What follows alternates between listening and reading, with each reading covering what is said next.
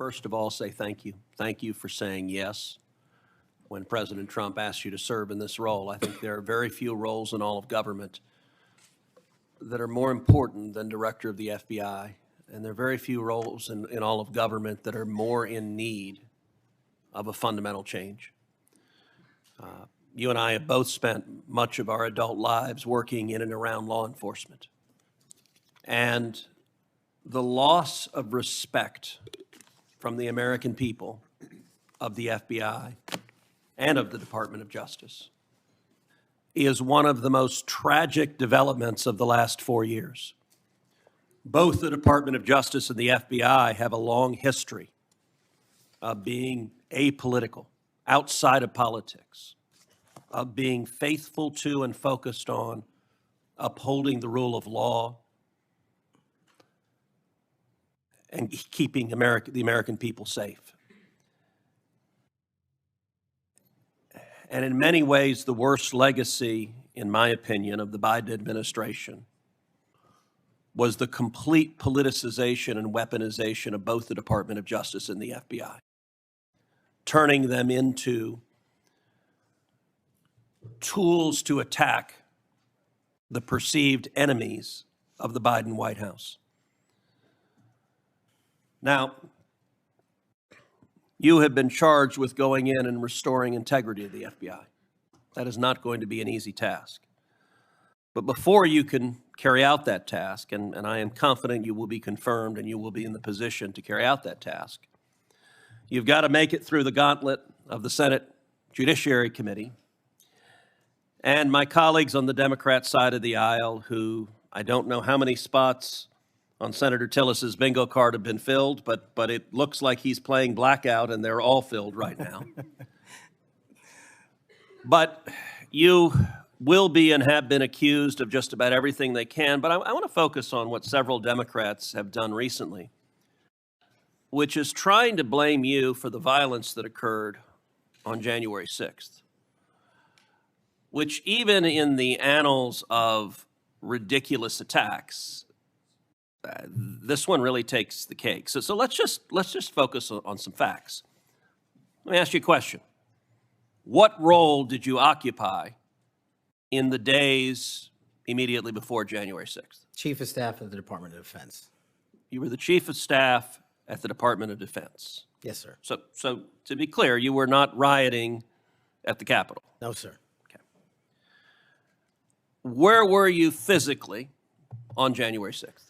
In the office of the Secretary of Defense in the Pentagon. And what were you doing on that day? On that day specifically, responding to preparing to mobilize and deploy the National Guard once we got the lawful request from the local governing authority, which was the mayor of D.C. and the Speaker of the House. Now, how many days in advance were you working to prepare the Department of Defense to help secure the Capitol on January 6th? Days in advance, Senator. We were in the Oval Office on an unrelated national security matter with the President of the United States, the Secretary of Defense, the Chairman of the Joint Chiefs of Staff, and myself.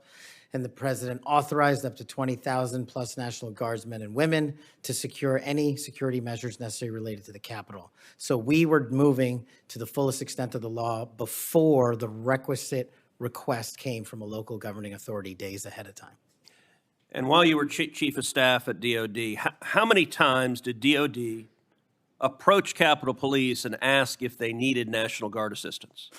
I believe those letters are well documented, numerous instances, and in numerous of those instances, those requests were shut down. Now, am I correct that the Capitol Sergeant at Arms said assistance was unnecessary? That's correct, Senator. Who did the Sergeant at Arms report to? The Speaker of the House. That would have been Nancy Pelosi at the time. Is that correct? Yes, Senator. And would that also be Chuck Schumer, then the Senate Majority Leader?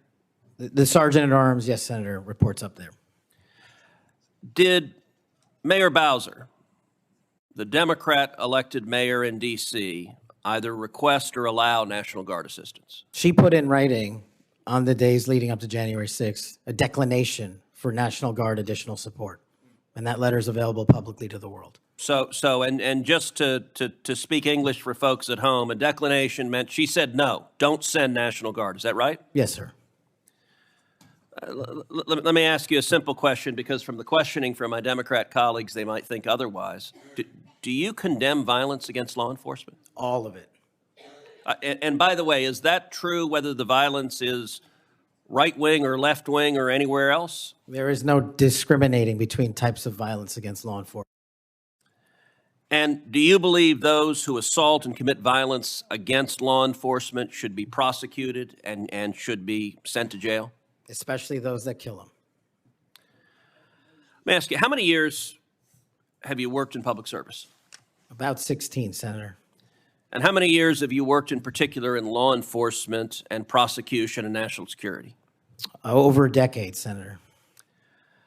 You know, I have to say it is ludicrous but sadly predictable that Democrats are endeavoring to tarnish you, to paint a false caricature based on innuendo and smoke. And so you're working to protect the Capitol on January 6th, and yet they're trying to blame you for the violence that occurred.